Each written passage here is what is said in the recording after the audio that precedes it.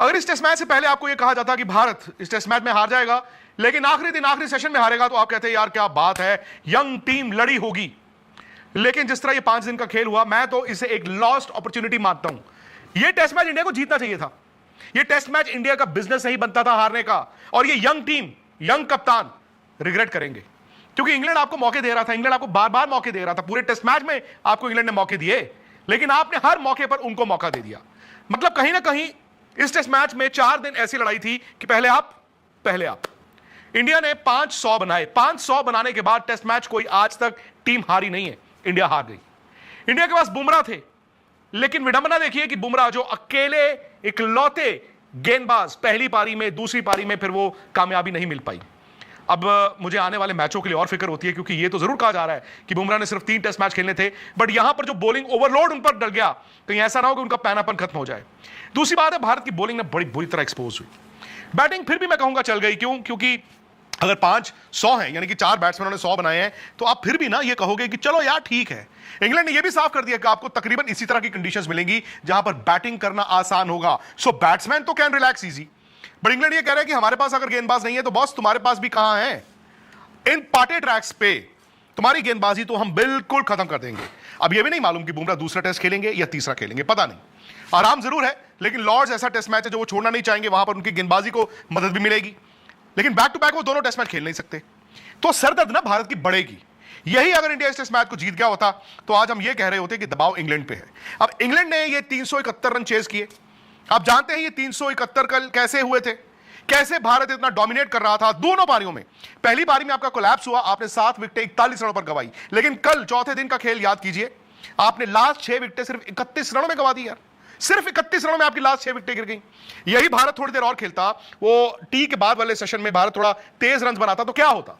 भारत ये जो 371 का टारगेट दिया, उतने ही वक्त में 400, 410, 420 का टारगेट होता। मोमेंटम भी इंडिया के पास होता, फिर आप अपनी हार को एलिमिनेट कर चुके होते। आज इंग्लैंड आया, एक दिन में 350 रन उनको चाहिए थे, उन्होंने तो पूरा दिन भी नहीं खेला, उन्होंने बड़े आराम से रन बनाए। ठीक है, 2 विकेटें प्रसिद्ध कृष्णा ने ले ली, वहां पे 2 शार्दुल ने आउट कर दिए, वो एक्साइटमेंट जरूर बनी, लेकिन आपकी बॉलिंग की लिमिटेशंस थी। और मुझे लगता है कि आने वाले टेस्ट मैच में इंडिया को यह सोचना होगा कि कॉम्बिनेशन ये सही है या नहीं।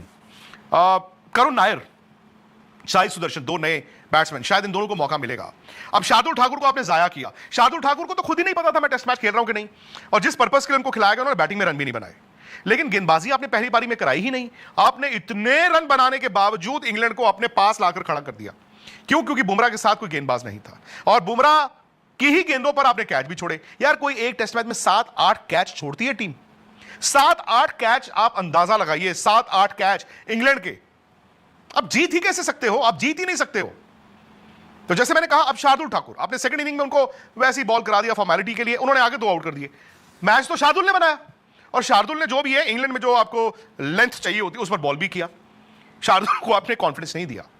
अब सवाल है कि प्रसिद्ध कृष्णा, ठीक है जी, इस टेस्ट मैच में उनकी कहने को विकेटें हैं, but was he effective? Mohammed Siraj के पास बहुत तजुर्बा है यार, बट सिराज भी ना ठीक है, उन्होंने पैचेस में आखिरी दिन थोड़ा सा बॉल अच्छा डाला, बट विकेटें नहीं है। और एक बुमराह कब तक? क्या इंडिया इंग्लैंड स्पेसिफिक गेंदबाजों को चुनेगा, जैसे आकाशदीप को, पर फिर आकाशदीप शार्दुल एक तरह के गेंदबाज हो गए। क्या India left arm fast bowler Arshdeep के पास जाएगा? जा सकते हैं। क्या इंडिया हर्षित राणा के पास जाएगा? बट हर्षित राणा भी प्रसिद्ध कृष्णा की तरह हैं, वो भी थोड़ा हिट करते हैं। सो मुझे ये लगा कि अब ना भारत को आने वाले मैचों में थोड़ा सा, एक तो ये समझना होगा कि हम जीत सकते हैं, कम से कम ये विश्वास होना चाहिए हम जीत सकते हैं।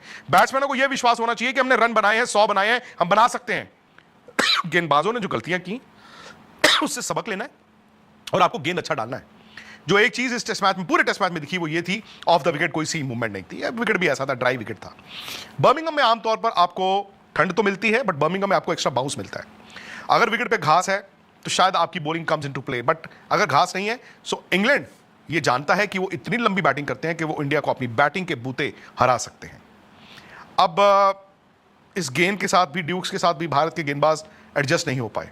स्विंग मिला ही नहीं, सीम मूवमेंट भी नहीं मिली, वो भी आपको एडजस्ट करना होगा। तो ओवरऑल मतलब शायद इस सीरीज के बाद ये टेस्ट मैच एक पिवटल पॉइंट बन जाएगा, जहां पे आप ये कहेंगे कि काश ये मैच जीता होता तो हम सीरीज में पीछे ना लगे होते। अब ना इंग्लैंड ने आपकी कमजोरियां देख ली हैं। इंग्लैंड जानता है कि जब 15 मिनट वो दबाव के आते हैं, आप उस दबाव को हैंडल नहीं कर पाते हैं। इसी से आगे आने वाले मैचों में सबक लेना होगा।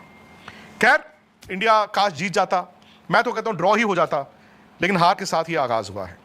अगर आपको हार की वजहों से इत्तेफाक आप रखते हैं और अगर आप चाहते हैं कि शुभमन गिल भी अपनी कप्तानी में कमजोरियों से सबक लें, बिकॉज बैट्समैन के तौर पर 100 बहुत बड़ी बात है, लेकिन शायद मुझे ऐसा लगा कि जब जब जरूरत पड़ती थी ना वो थोड़े से ढीले हो जाते थे। कभी कभी टेस्ट क्रिकेट में आपको वक्त का इंतजार करना पड़ता है एंड देन राइट मोमेंट पर थोड़ा प्रोएक्टिव होना पड़ता है। हमें एक यंग कप्तान है, उनको वक्त देना होगा। कप्तानी ओवरनाइट भी नहीं बनती, कप्तान भी ओवरनाइट नहीं बनता, लेकिन आने वाला वक्त उनके लिए इतना आसान नहीं होगा, वो इस बात को समझते हैं। सो उनको भी एक कप्तान के तौर पर अपनी गलतियों से बहुत जल्दी सबक लेना होगा।